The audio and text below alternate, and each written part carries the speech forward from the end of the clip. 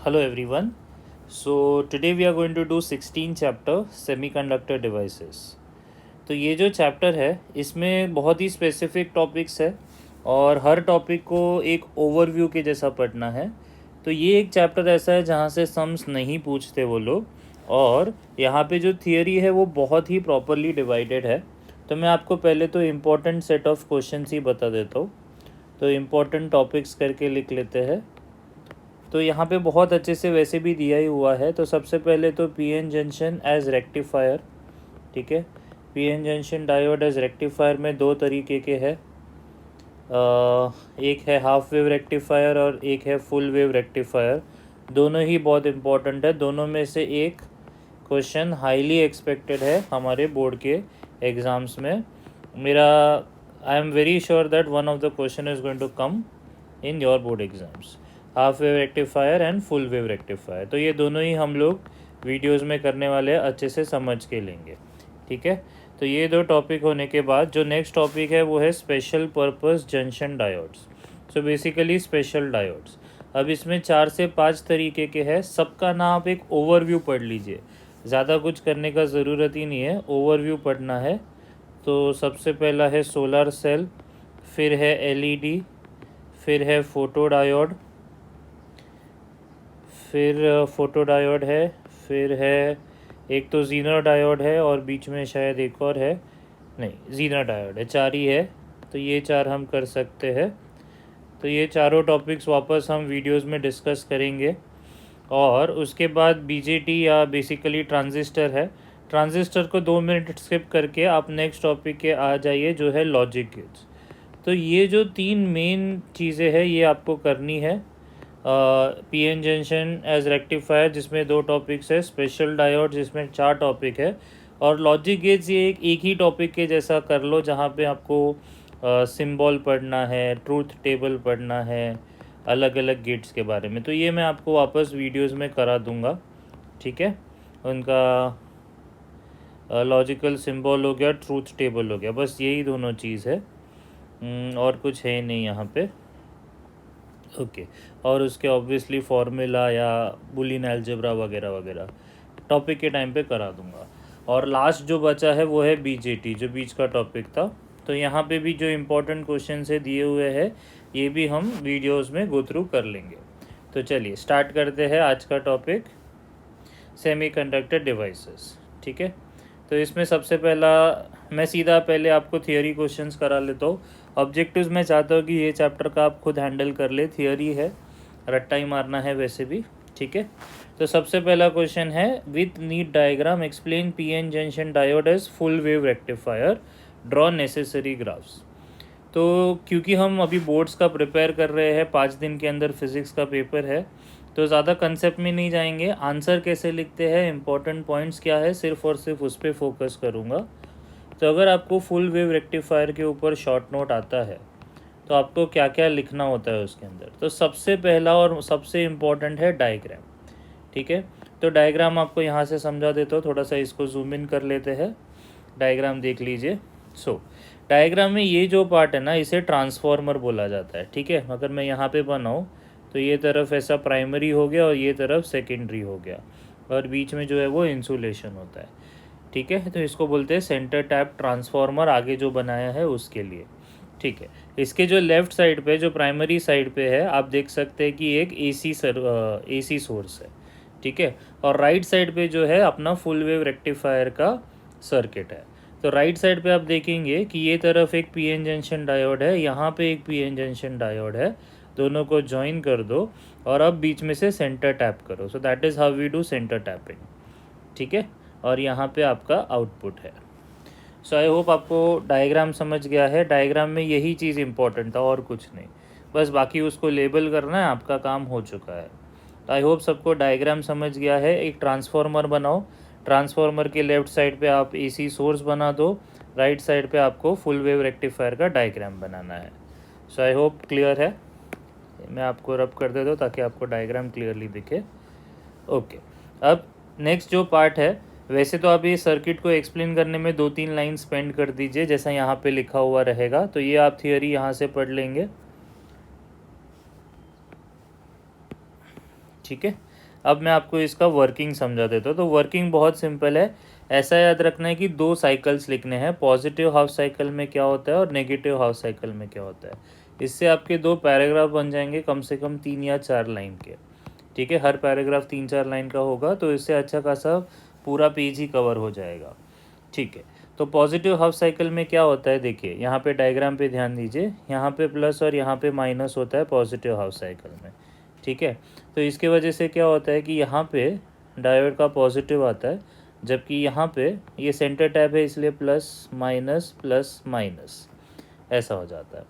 तो यहाँ पे माइनस आ जाता है, जबकि वहाँ पे प्लस आ जाता है। तो इसके वजह से D1 जो है वो ऑन हो जाता है और D2 जो है वो ऑफ हो जाता है। ठीक है, और जो साइकिल है वो कुछ ऐसा रहता है, आपको मैं दूसरे कलर के इससे समझा देता हूँ।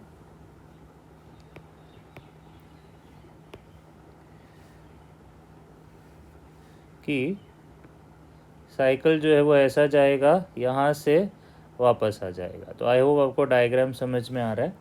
This is the positive half cycle. आप अगर आउटपुट पे ध्यान देंगे तो आउटपुट जो है अभी भी ऊपर से नीचे ही है। ठीक है, और सेकेंड पार्ट में भी ऊपर से नीचे ही होगा, वो अपने आप हो जाता है। तो आई होप आपको ये समझ में आ गया है। लिखने के लिए सिंपल लैंग्वेज में इतना लिखना है, during the positive half cycle, ठीक है, D1 जो है वो फॉरवर्ड बायस हो जाता है और D2 जो है वो रिवर्स बायस हो जाता है। तो इसलिए D1 जो है वो ऑन हो जाता है और D2 जो है वो ऑफ हो जाता है। ठीक है, वापस जो जब नेगेटिव हाफ साइकिल आता है तो नेगेटिव हाफ साइकिल पे क्या होता है, उल्टा होता है। ठीक है, नेगेटिव हाफ साइकिल में D1 जो है वो ऑफ हो जाता है। यहाँ पे सब लिखा हुआ है, अच्छे से आप रीड कर लीजिए, आपको सब समझ में आ जाएगा। ठीक है, और D2 जो है वो ऑन हो जाता है। इसके वजह से ये जो है वो रिवर्स बायस हो जाता है और ये जो है वो फॉरवर्ड बायस हो जाता है, लेकिन सर्किट चालू ही रहता है। ठीक है, तो बेसिकली अगर हम यहाँ पे लिखें तो ये माइनस हो जाएगा, ये प्लस हो जाएगा, ये माइनस हो जाएगा और ये प्लस हो जाएगा। तो क्योंकि ये प्लस हुआ है तो फ्लो जो है वो ऐसा जाता है और फिर यहाँ से बाहर निकल जाता है। ठीक है, तो इसके वजह से इन शॉर्ट जो आउटपुट है वो अफेक्ट नहीं होता है, लेकिन जो इनपुट है वो पूरा बदल जाता है। So I hope it is clear and there is no doubt. Theory लिखने के लिए स्ट्रेट फॉरवर्ड है, तो अगर आपको ये टॉपिक समझ रहा है तो ठीक है, वरना theory as it is mug up करना है अपने को। ठीक है,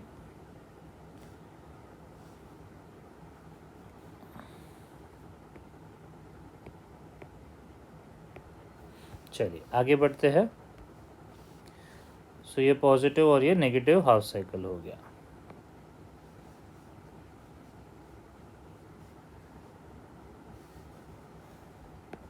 ओके, सो अब इसके नेक्स्ट वाला जो पार्ट है वो है ये wave forms, very very important wave forms. So वापस अगर आंसर का फॉर्मेशन का बात करें तो डायग्राम, फिर उसका explanation, positive negative half cycle और फिर वेव फॉर्म्स, ये मोर देन सफिशिएंट होगा पूरे आंसर में। तो वेव फॉर्म चलो मैं एक्सप्लेन कर देता हूँ आपको। यहाँ पे वेव फॉर्म पे फोकस कीजिए, तो आप देखेंगे कि ये जो है ये है ना हमारा इनपुट है। ठीक है, जो लेफ़्ट साइड पे था प्राइमरी के वो इनपुट है, ये आपका D1 का आउटपुट है। तो पॉजिटिव हाफ साइकिल में ऑन होता है, नेगेटिव हाफ साइकिल में वो ऑफ हो जाता है, फिर वापस ऑन होता है, फिर वापस ऑफ हो जाता है।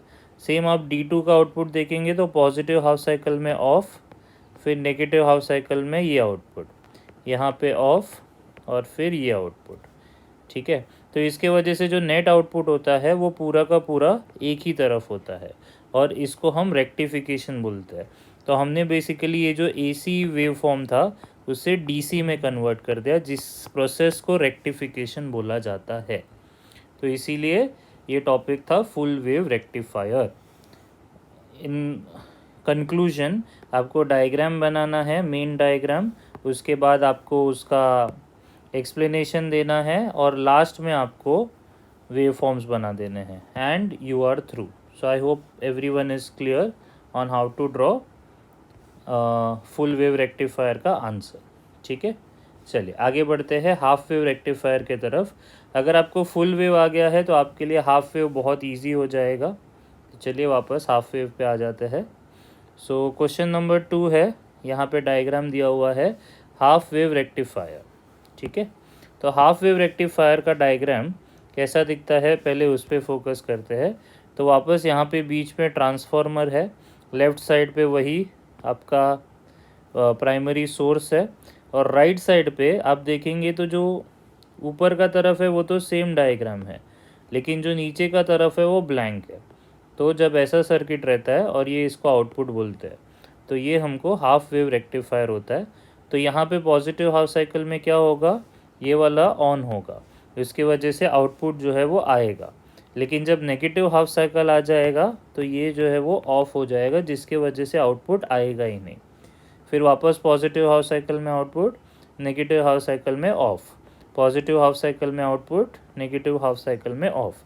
तो इसीलिए हम देख रहे हैं कि जो वेव है वो आधा ही रेक्टिफाई हो रहा है और दूसरा आधा गायब हो रहा है, इसीलिए इसे हाफ वेव रेक्टिफायर बोलते हैं।